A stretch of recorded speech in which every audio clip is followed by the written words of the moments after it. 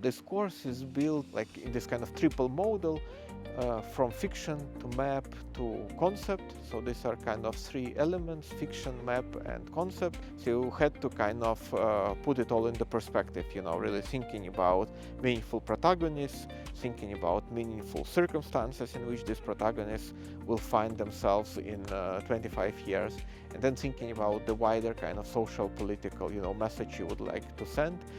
Then the next element is map, and I think this is something that is relevant to media students in particular, this ability to represent space in new ways, or not necessarily space, imaginary and real, or kind of physical and social, political and mental, spatialities or experience of spaces.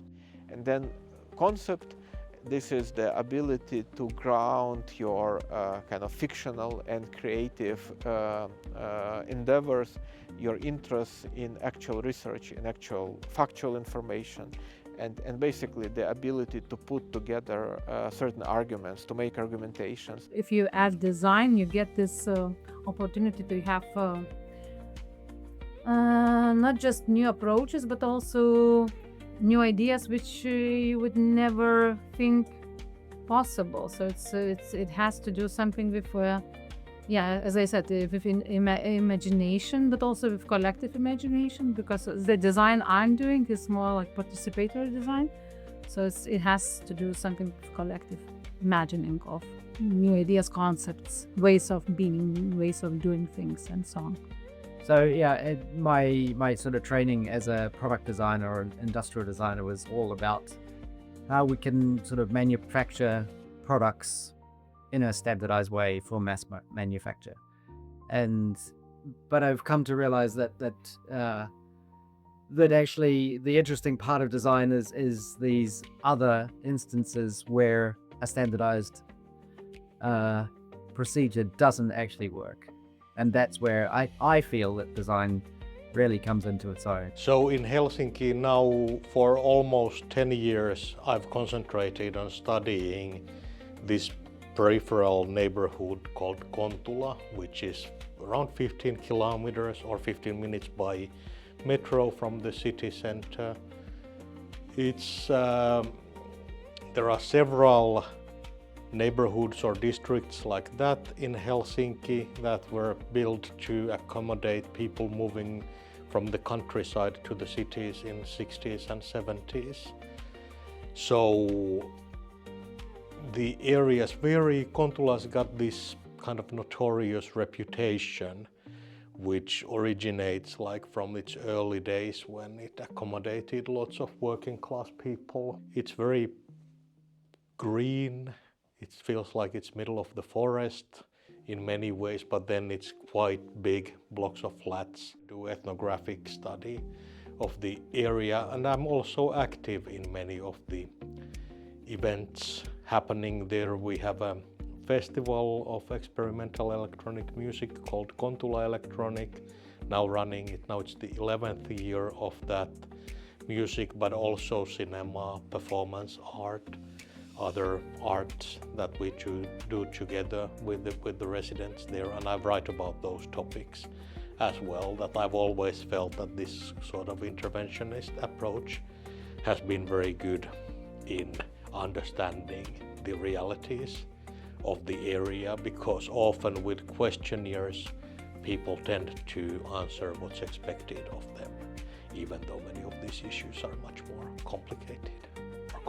And if I'm doing this field of interaction design, which is about digital interactions, how much of that is included in this field? But I've come to realize that, those delineations, for my mind, they're just basically opportunities to step over and use, or to explore what might be most appropriate in that given situation, whether it's a analog interaction or a digital interaction or a natural interaction or a human behavior, or I think that they're all sort of opportunities. So I think it's important to mention that design is really something, it has to do something with imagination, imagining new things that do not exist.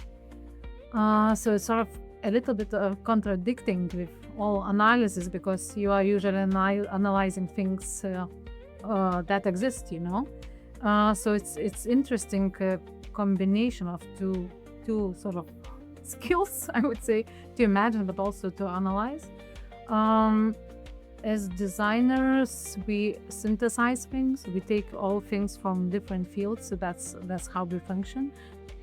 I've been like a strong advocate or against the cultural events just happening in the city center in the same locations that they've been arranged for decades. That I think that it's absolutely crucial that it's not just one center of a city, but there's things happening all around for new audiences, for new venues, for new kinds of events. I think that that's absolutely crucial. Vilnius is really learning now to learning both politically, culturally, socially, to maximize the value of its natural amenities of green and blue infrastructure. I think water is a fascinating medium. It's it's something that is global but also local. So we've done some experimental workshops with water. I have to say, like, I think the idea of using water as a focus is really quite powerful, because it typically any large sort of city or a site of inhabitation has got a body of water, and that has a lot of ways in which the people or the citizens relate to that body of water, whether it's as a drinking or water use, whether it's through transportation, whether it's through recreation, and yet it is still this fundamentally a part of nature, but it can be viewed as a transportation infrastructure or some other sort of infrastructure, which I think is slightly different to other forms of nature or environment.